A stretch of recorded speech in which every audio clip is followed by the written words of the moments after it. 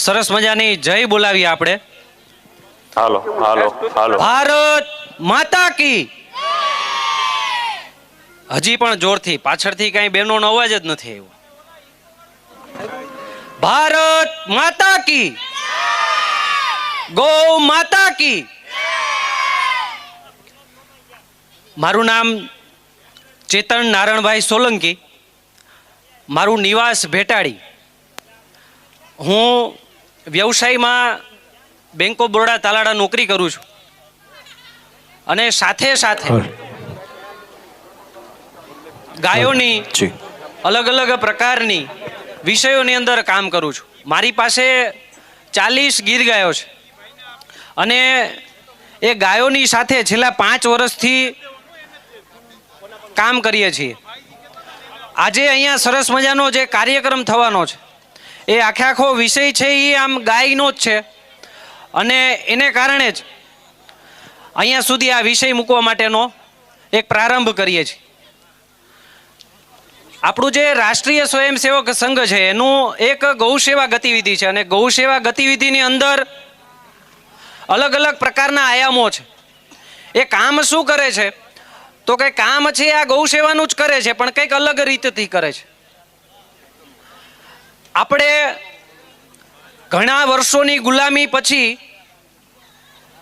આપણે બહાર આવ્યા પછી આપણે આપણું બધું ભૂલી ગયા છીએ.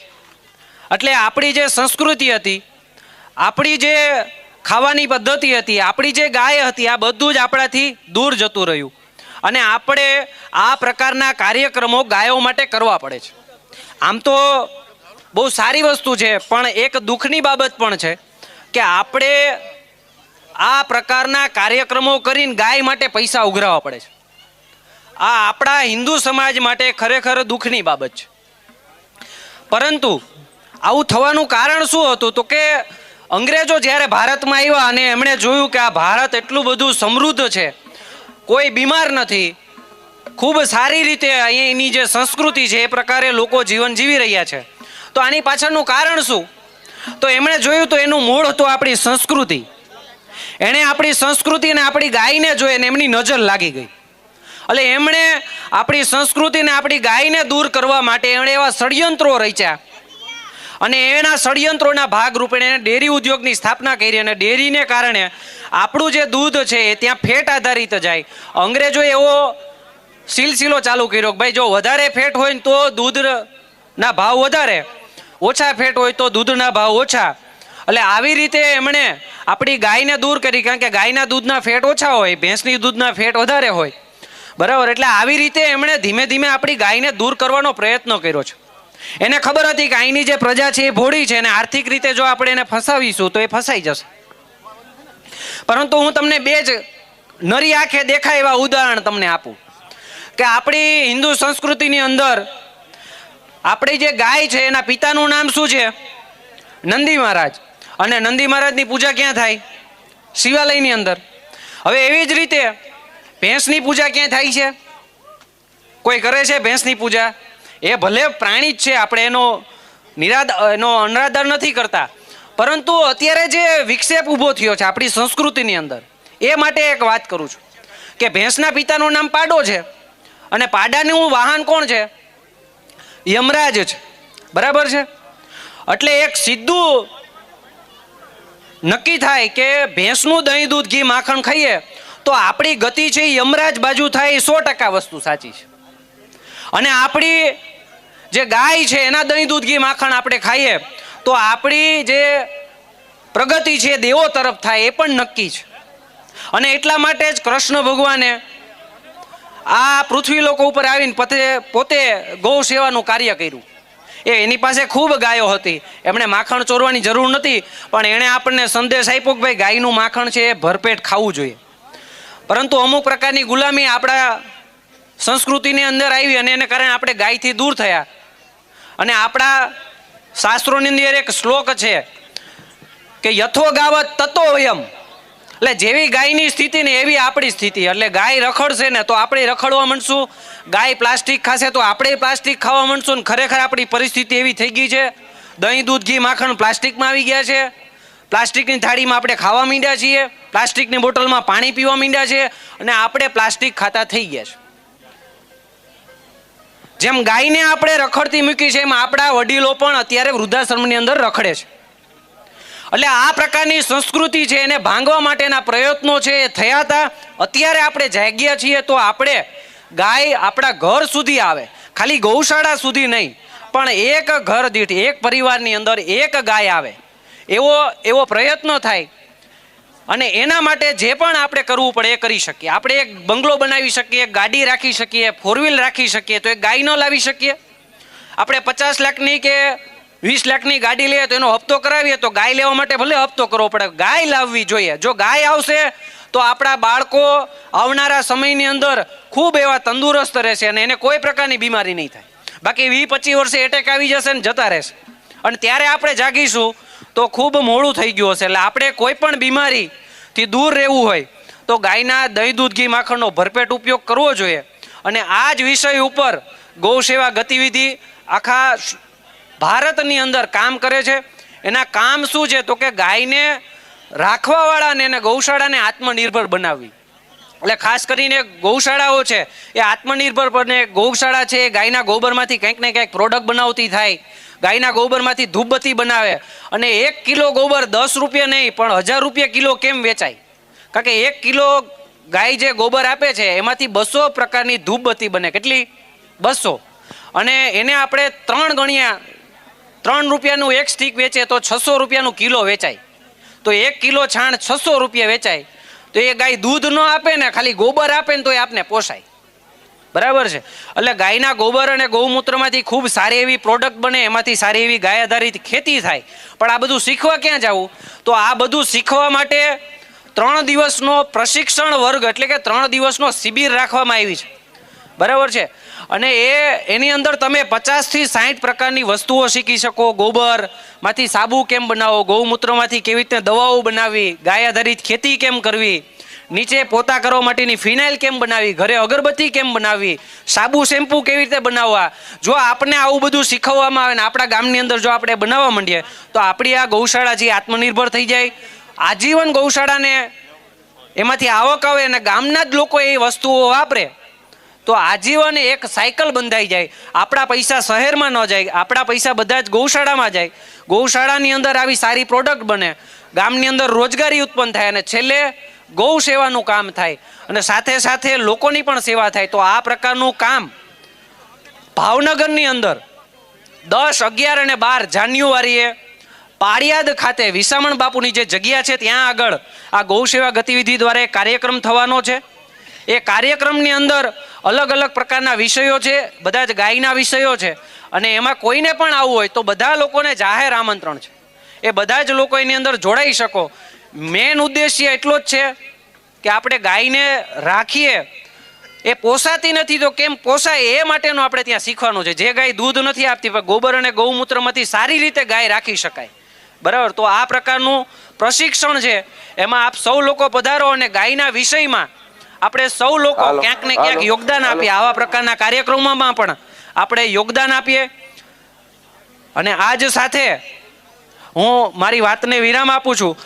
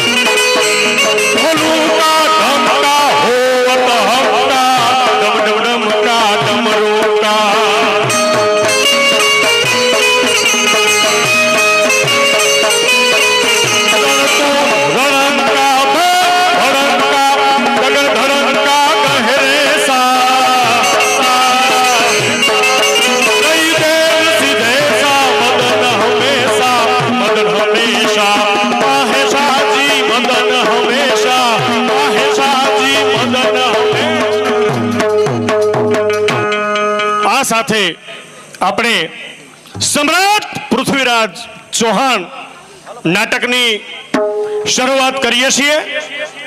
રસુલપરા ગામને આંગણે વર્ષોથી રસુલપરા ગામ એ નાટક ભજવતું આવ્યું છે અને આ ગામના નાટક અનેક ગામની અંદર આપણે ભજવાશે. ત્યારે 20 કે 22 વર્ષ પછી આવો આવો પધારો પધારો. વાહ વાહ, તાળીઓથી વધાવો, તાળીઓથી વધાવો.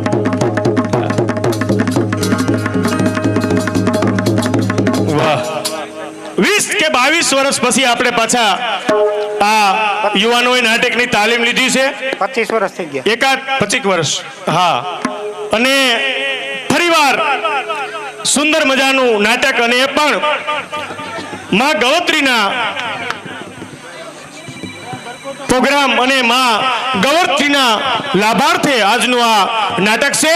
તો હવે બાર ગામથી અનેક મહેમાનો નાટક જોવા માટે પધાર્યા છે. ત્યારે સુંદર મજાની બેઠકની વ્યવસ્થા છે. ગામના ભાઈઓને પણ વિનંતી પોતાની બેઠક લઈ લે.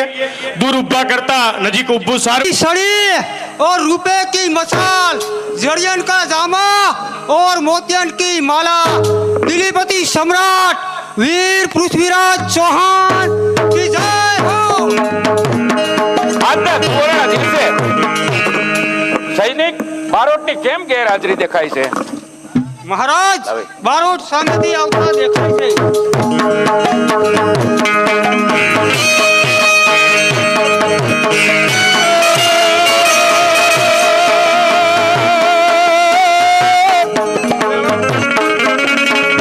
સોરઠ ધરા મારી જગ જુની હરવળી પાછો કાઢ જૂનો ગિરનાર.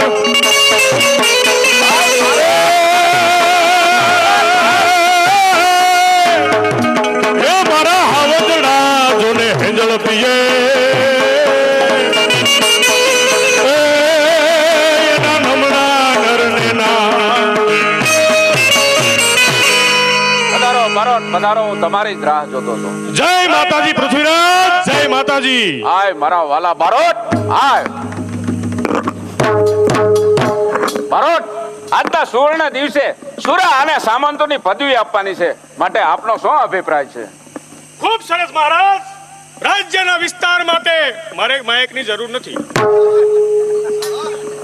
રાજ્યના વિસ્તાર માટે રાજ્ય આપણું ખૂબ મોટું થઈ ગયું છે, માટે મંત્રી, ખજાનસી આ બધાની નિમણૂક કરવી ખૂબ જરૂરી છે મહારાજ, ખૂબ જરૂરી. તો ચંદ બારોટ, તો તે લોકોને હું મારે હાથે જ સન્માનિત કરીશ, કેમ? બરોબર ને? બરોબર મહારાજ, બરોબર.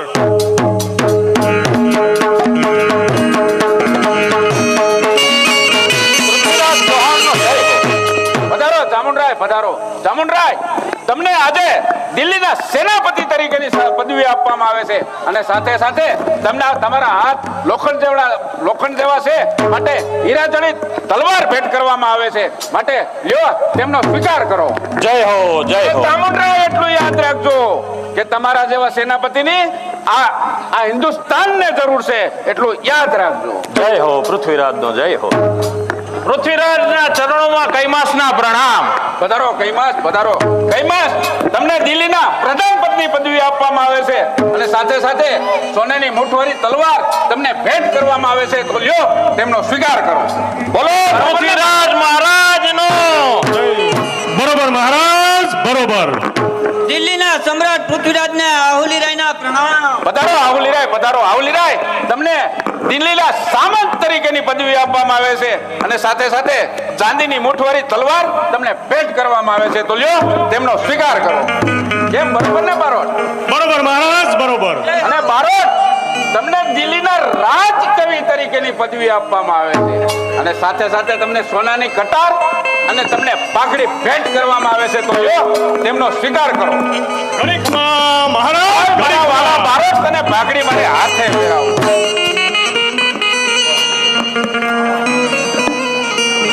સદ દ્રોડિયા પાંજર વાલા હાકલ એથી બાગ સુઈટા બાગ બોલી ગામ ડામ થયા હાક ડાક.